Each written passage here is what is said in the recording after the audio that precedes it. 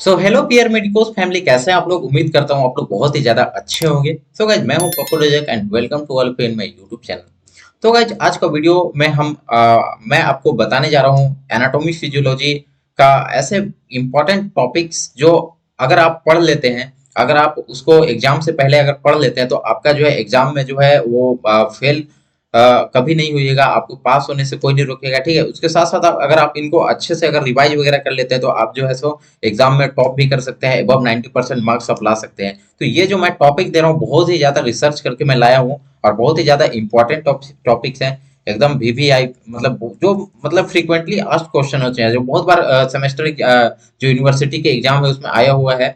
तो इन सारे टॉपिक्स को अगर पढ़ के आप एग्जाम देने चल जाते हैं तो आपको जो है सो काफी अच्छा मार्क्स आने का मैं गारंटी दे सकता हूँ। तो चलिए अब हम आपको दिखाते हैं वो इंपॉर्टेंट टॉपिक्स कौन कौन से हैं जो रेगुलर पूछे जाते हैं एग्जाम में।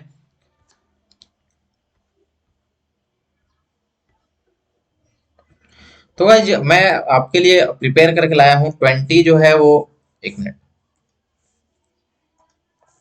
मैं आपके लिए प्रिपेयर करके लाया हूँ 20 एनाटोमी का क्वेश्चन, ठीक है, इंपॉर्टेंट टॉपिक्स। और 20 जो है फिजियोलॉजी का है, यानी कि एनाटोमी का अलग और फिजियोलॉजी का अलग, ठीक है। तो एनाटोमी और फिजियोलॉजी का हम लोग यहाँ पे देखेंगे कि ऐसा कौन कौन सा इंपॉर्टेंट हम लोग का नर्सिंग का, बीएससी नर्सिंग का इंपॉर्टेंट है जो बार बार एग्जाम वगैरह में आने का चांसेस होता है। तो इसमें हम सबसे फर्स्ट देखेंगे सेल स्ट्रक्चर एंड फंक्शन, ठीक है।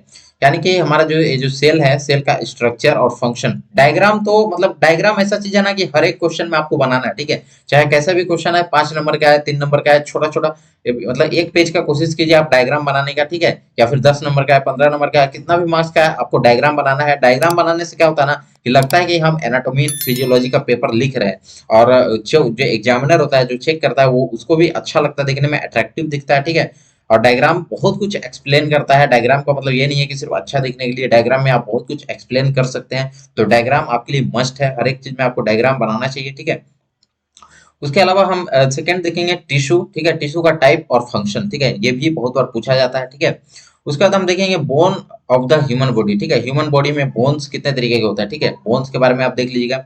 बोन्स के साथ साथ ज्वाइंट्स, ठीक है, ज्वाइंट्स टाइप्स एंड फंक्शन, ठीक है। ज्वाइंट्स का कितने टाइप्स होते हैं और फंक्शन क्या क्या होता है, ज्वाइंट्स के बारे में भी आप पढ़ के जाइएगा, ठीक है, इससे भी बहुत क्वेश्चन आता है। फिर हम देखेंगे muscular system and type of muscles, ठीक है, मसल्स का टाइप आप देख लीजिएगा कितना टाइप का होता है, ठीक है।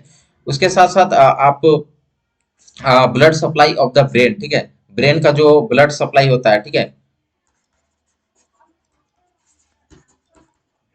ये भी बहुत बार पूछा जाता है क्वेश्चन, ठीक है, ये भी इंपॉर्टेंट है।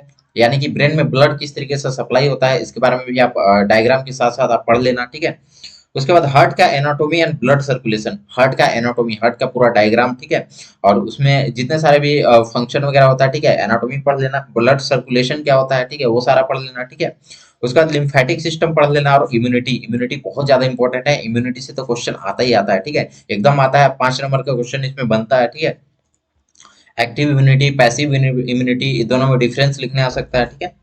उसके बाद हम देखेंगे रिस्पायरेटरी सिस्टम, इसमें लंग्स एंड ट्रैकिया के बारे में पढ़ लेना, ठीक है। रिस्पायरेटरी सिस्टम में क्या क्या पढ़ना है, लंग्स और ट्रैकिया के बारे में, ठीक है।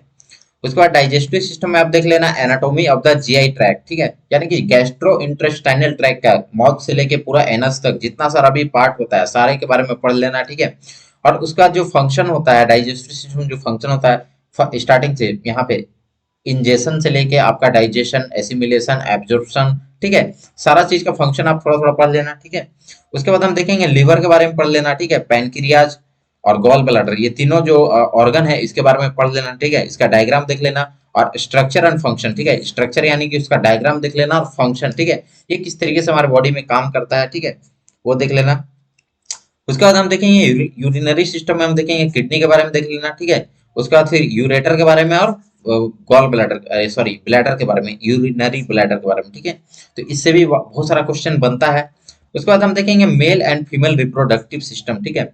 मेल एंड फीमेल, मेल के अंदर क्या होता है, जो भी रिप्रोडक्टिव सिस्टम होता है वो सारा पढ़ लेना, ठीक है। और फीमेल का जो रिप्रोडक्टिव सिस्टम होता है वो भी पढ़ लेना, इंपॉर्टेंट है।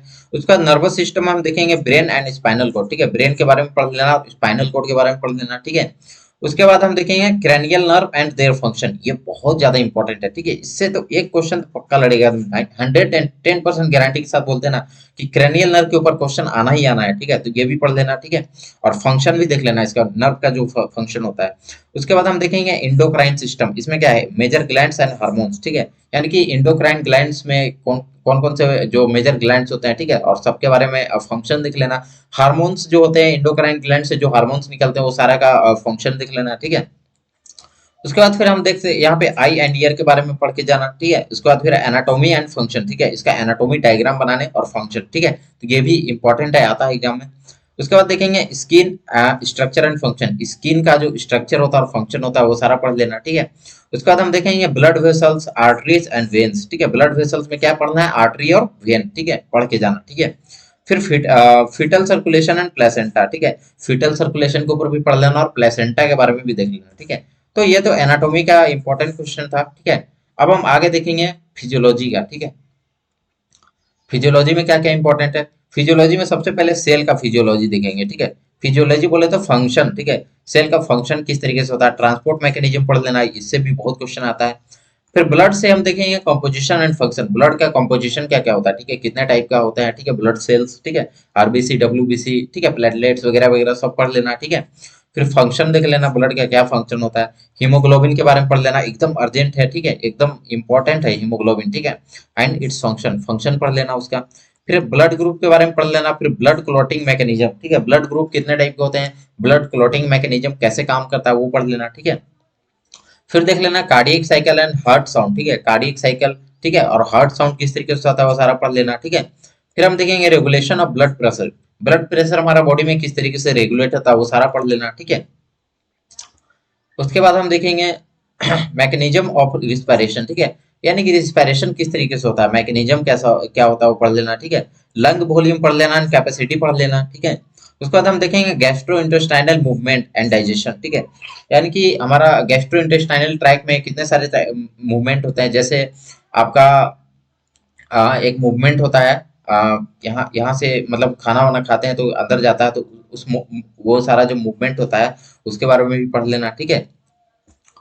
उसके बाद फिर क्या इंपॉर्टेंट है, फंक्शन ऑफ लिवर, ठीक है, एंड पैनक्रियाज, ये भी बहुत ज्यादा इंपॉर्टेंट है, ये भी क्वेश्चन आता है, ठीक है।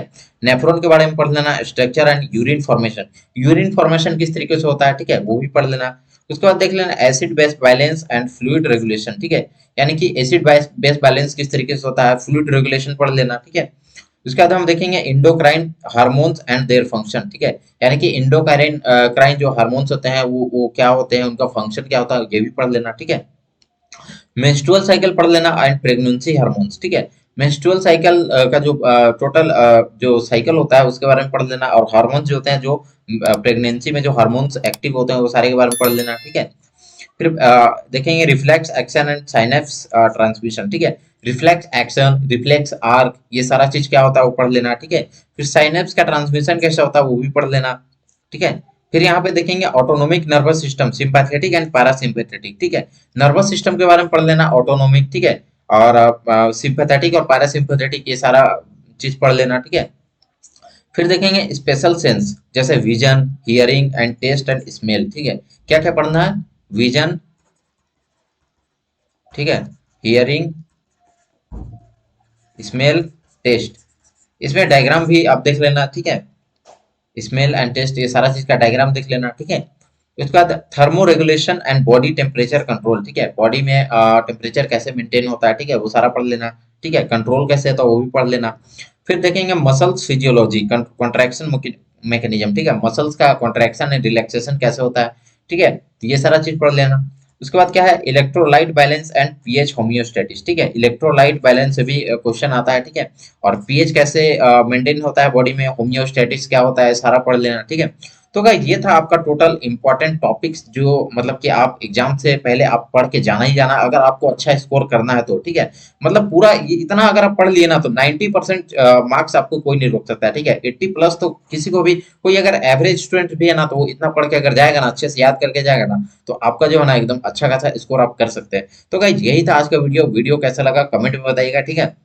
और वीडियो अगर पसंद आएगा तो वीडियो को लाइक कर दीजिएगा और अपने फ्रेंड लोग को भी शेयर कर दीजिएगा। Thank you so much.